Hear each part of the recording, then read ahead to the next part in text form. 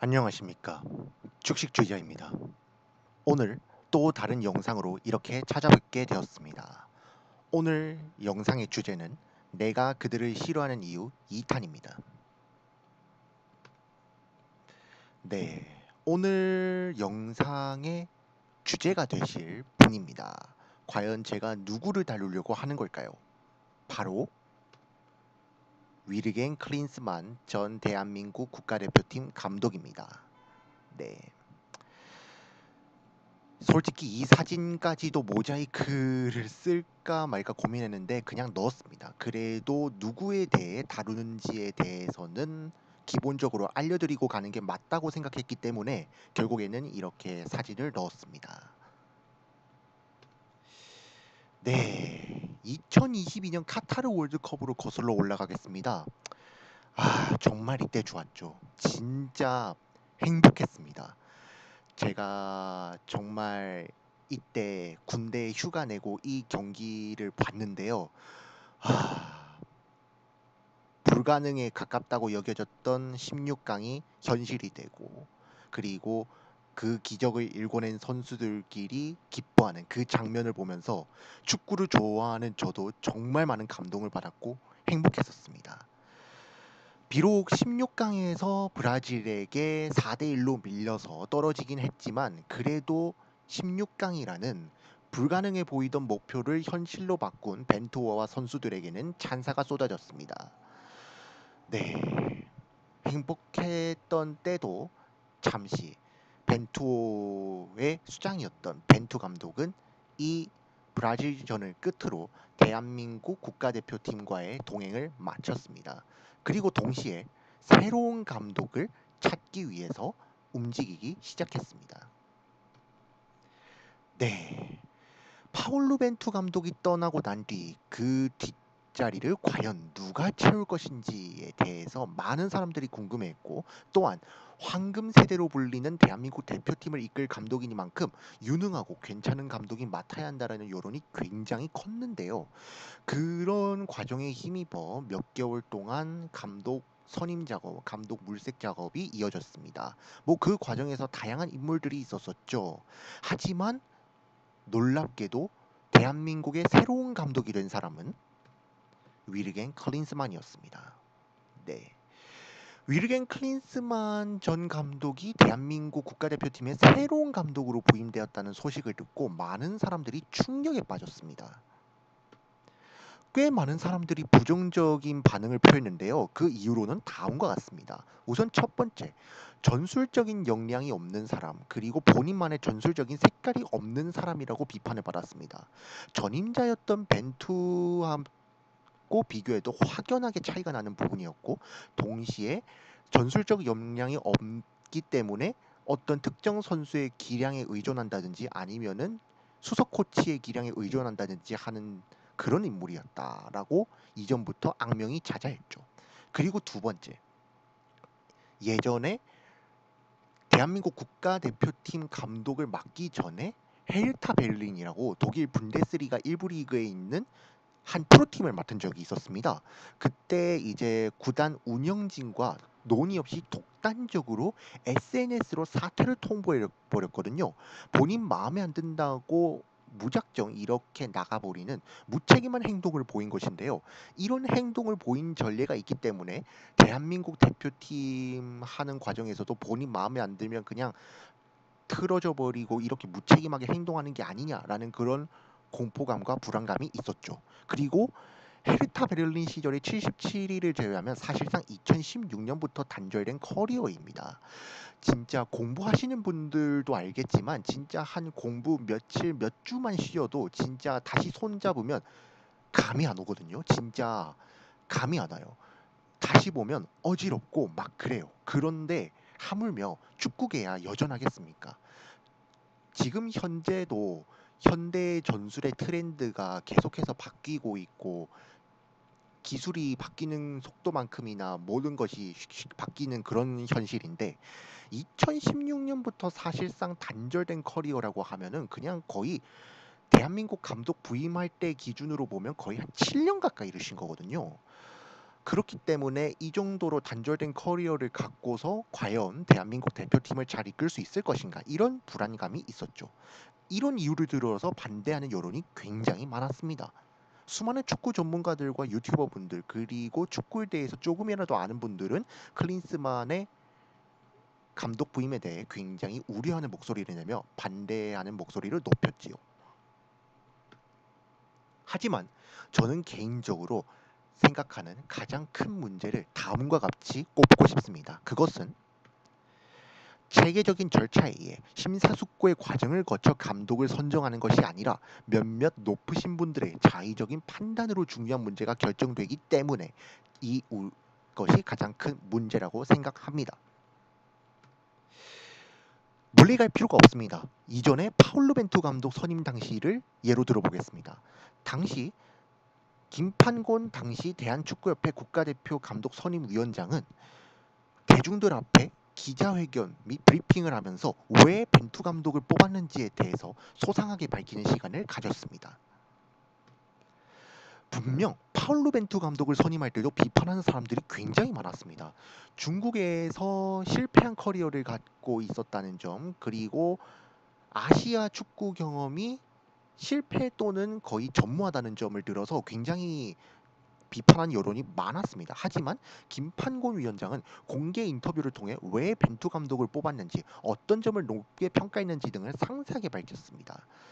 이전에 벤투 감독이 거뒀던 성과들인 이제 포르투갈 대표팀을 이끌고 유로 2012에서 4강까지 간 것. 유로라고 하면은 우리 아시아로 따지면 아시안컵에 해당하는 굉장히 대륙간컵 큰 대회고요.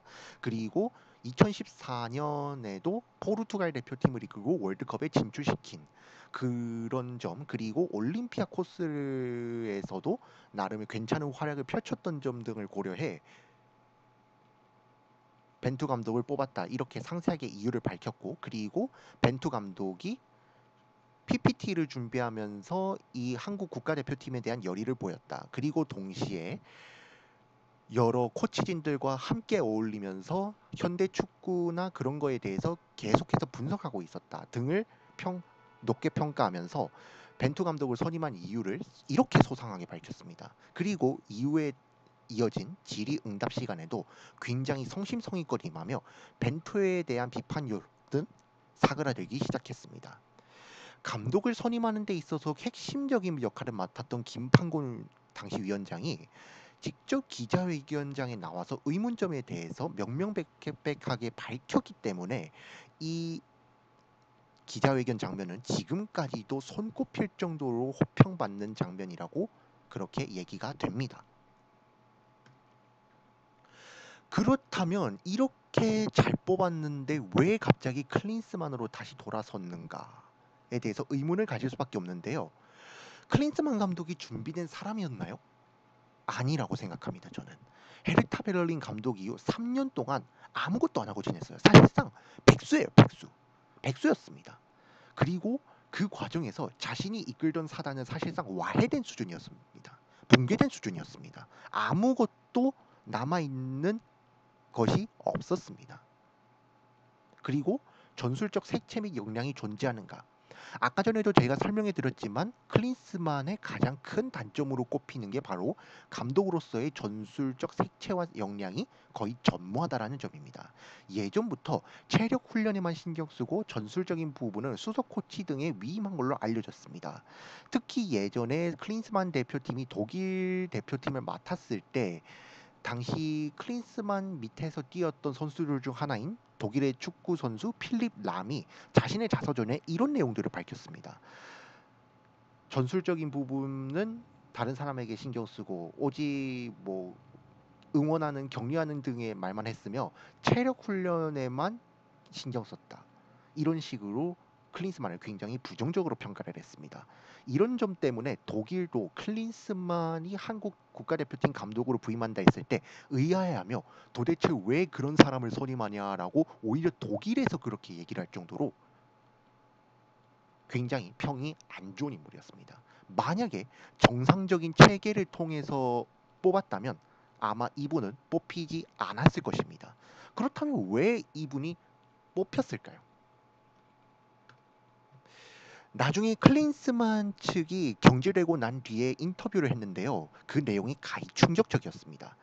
정몽규 회장이 2017년 피파 U20 월드컵이 열렸을 때 그때 대한민국에서 열렸죠.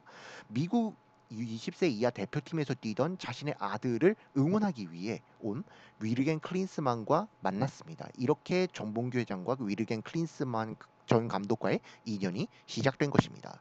이후 2022년 피파 월드컵에서도 두 사람은 다시 만났는데요. 특히 16강 브라질전이 끝난 후 위르겐 클린스만이 농담조로 정 회장에 대해 한국 감독직에 대한 관심을 표명했습니다. 농담조로 그렇게 얘기를 한 거예요. 그런데 정봉규 회장이 이거를 굉장히 진지하게 받아들인 것이죠. 그 다음날 두 사람은 카타르 도하의 호텔에서 만나 커피를 마시며 감독직에 대해 논의했고, 클린스만이 정 회장에게 관심이 있다면 연락해달라는 취지로 말했고, 몇 주 정 회장에게 연락이 와서 관심을 보였다고 클린스만 전 감독이 밝혔죠. 그리고 결과는 모두가 알다시피 클린스만이 새로운 감독으로 부임을 했던 것입니다. 이런 거를 보면서 느낀 게 뭐냐면, 체계가 무슨 의미가 있습니까? 아니면 선임 과정이 무슨 의미가 있는 거죠? 그러면 그 외국 감독들을 선임하기 위해 이리저리 돌아다닌 사람, 그럼 뭔가요? 이렇게 본인의 사적인 감정에 힘입어 이름값에 혹해서, 아니면 누군가가 뭐 말하는 거에 혹해서 팔랑귀 마냥 그렇게 넘어가 가지고 뭐 하는 겁니까 이게? 저는 이런 사태를 보면서 정말 축구협회가 정상적인 체계와 체계적인 절차에 의해서 이루어지는 게 아니라 누군가의 사적인 감정에 의해서, 그리고 그 사적인 감정이 담긴 자의적인 판단에 의해서 결정이 된다라는 사실을 보며 굉장히 분노했습니다. 정말 어떻게 한 조직이 이렇게 이상하게 이어지는 걸까? 참 많이 화나더군요.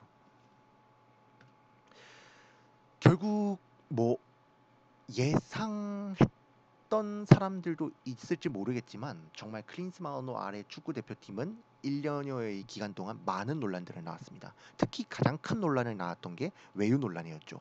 국내에 거의 머물지 않고 외국으로 돌아다니는데 경기력은 안 좋고 초반에 성적이 안 나오니까 굉장히 많은 비판을 받았습니다.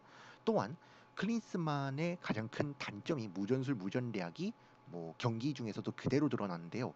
특히 아시안컵 과정에서 대한민국이 충분히 이길 수 있는 상대들한테도 비기거나 아니면 고전하는 모습을 보이면서 정말 경기력 측면에서 최악의 모습을 보였다 해도 과언이 아닌데요. 진짜 당시 최고의 기량을 선보이던 해외파 선수들이 포진해 있었고, 그리고 국내 선수들도 좋은 선수들이 많았고, 무엇보다 K리그 국대 모두 인기가 많은 상황이었기 때문에 이런 상황은 당연히 비판을 받을 수밖에 없었습니다. 하지만 가장 큰 비판을 받은 부분은 역시 아시안컵 4강 실패였죠. 네. 64년 만에 아시안컵 우승에 도전했던 대한민국 대표팀, 그리고 우승을 충분히 할 수 있을 것이라고 여겨졌던 스쿼드, 이 모든 것을 들고도 결국 대한민국 대표팀은 그 어떤 것도 얻지 못한 채 4강에서 대한민국이 단 한 번도 져본 적 없는 상대 요르단에게 2대0 완패를 당하면서 꿈이 무너지고야 말았습니다. 네, 정말 많은 분들이 분노하셨던 그때 그 경기의 충격, 저도 생생하게 기억하고 있는데요. 이렇게 그 경기의 실패와 함께 클린스만 호는 이후에 경질이 되었고 1년여 만에 클린스만 호와의 여정이 끝나게 되었습니다. 네, 저는 이런 일련의 사태들을 보면서 정말 왜 이런 일이 일어날 수밖에 없는 거지? 아니, 불과 몇 년 전만 해도 16강을 가는, 그것도 대한민국이 주도하는 축구를 하면서 16강에 가는 그런 실력을 보여줬는데 어쩌다가 대한민국이 이렇게 멸망하게 된 거지? 이렇게 경기력이 아시아 하위권 국가들한테도 빌빌 쌀 만큼 안 좋아지게 된 거지? 충격을 많이 받았고 많이 슬펐습니다. 네. 그렇게 슬픔에 젖어 있는 것도 잠시, 또 제가 하고 싶은 말을 이렇게 얘기를 하겠습니다. 왜 클린스만을 뽑았냐, 왜 클린스만이 이렇게 됐느냐에 대해서 많은 사람이 물어봤지만 역시 사람은 쉽게 바뀌지 않는다라는 말은 정말 사실인 것 같습니다. 원래부터 클린스만은 그런 사람이었습니다. 정말 원래부터 클린스만은 본인 독단적으로 그렇게 행동하고 본인의 비판하는 목소리에도 그 특유의 사람 좋은 웃음만 남기면서 넘기려고만 하는, 책임을 회피하는 그런 유형의 인간이었던 것입니다. 리더로서는 자질이 없던 사람인 것이죠. 네, 또 굉장히 최근에 일어난 일이죠. 어제 오늘 그 대한민국 축구계를 발칵 뒤집어 놓은 큰 사건이죠. 바로 대한민국 축구대표팀 감독으로 홍명보 감독이 선임이 됐다라는 것입니다. 네, 후속 보도들을 들으셔서 아시겠지만 사실 원래 제시마치 감독도 대한민국의 새로운 감독으로 부임할 게 유력하던 상황이었고, 그리고 대한민국하고 협상 진행 중이었던 다비드 바그너 감독도 한국에 대한 의지가 굉장히 강력했거든요. 그럼에도 불구하고 결국에는 홍명보 감독으로 이렇게 선임이 되면서 또 다시 논란이 커지고 있는 그런 형국인데요.